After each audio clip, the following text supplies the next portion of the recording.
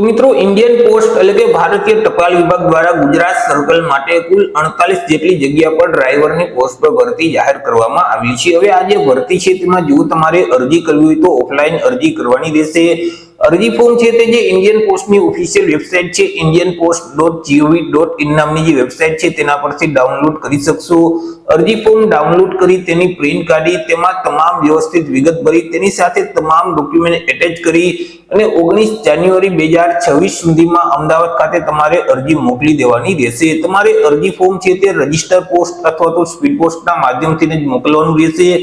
વાત કરી લઈએ પે સ્કેલ એટલે કે પગાર ધોરણ વિશે કે ઉમેદવારોને કયા પગાર ધોરણ મુજબ પગાર આપવામાં આવશે।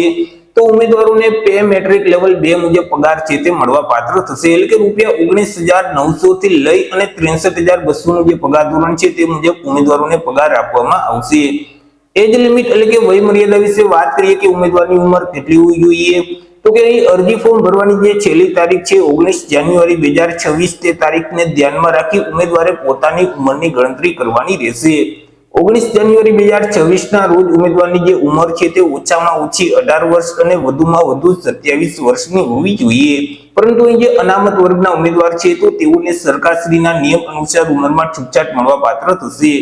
એજ્યુકેશન ક્વોલિફિકેશન એટલે કે શૈક્ષણિક લાયકાતની વાત કરીએ કે અરજી ફોર્મ ભરવા માટે ઉમેદવારની શૈક્ષણિક લાયકાત કેટલી હોવી જોઈએ તો કે ઉમેદવારોએ કોઈ પણ સરકાર માન્ય બોર્ડમાંથી ધોરણ 10 ની પરીક્ષા છે તે પાસ કરેલ હોવી જોઈએ। સાથે સાથે ઉમેદવાર પાસે લાઇટ મોટર વ્હીકલ અને હેવી મોટર વ્હીકલ ચલાવવાનું સરકાર માન્ય ડ્રાઇવિંગ લાયસન્સ છે તે હોવું જોઈએ।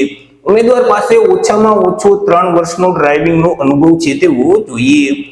વાત કરી લઈએ અરજી ફી વિશે કે કયા ઉમેદવારોએ કેટલી અરજી ફી ભરવાની છે તો અહીં જે મિત્રો સામાન્ય વર્ગ ઓબીસી અને ઈડબ્લ્યુએસ વર્ગના જે પુરુષ ઉમેદવાર છે તો તેઓએ અરજી ફી ભરવાની રહેશે। અરજી ફી છે તે તમારે 100 રૂપિયા ભરવાની રહેશે।